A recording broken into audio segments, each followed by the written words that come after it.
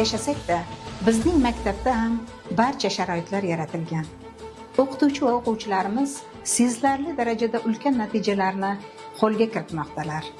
Shu jumladan men ham 33 yildan buyon boshlang'ich sinflarga ta'lim-tarbiya berib kelmoqdaman. Toifa imtihonidan o'tib, ona tili va adabiyot fanidan milliy sertifikat sohibasi bo'ldim.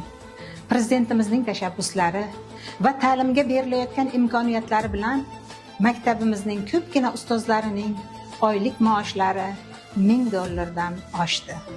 Ta'limga berilayotgan yuksak e'tirof va e'tibor uchun muhtaram yurtboshimizga o'z minnatdorchiligimni bildiraman. Shunday tinch va osuda vatanda yashayotganimdan, fidoyi ustoz rahbarlik qilayotgan zamonaviy maktabda ahil jamoada mehnat qilayotganimdan, sharafli kasb egasi ekanligimdan faxrlanaman.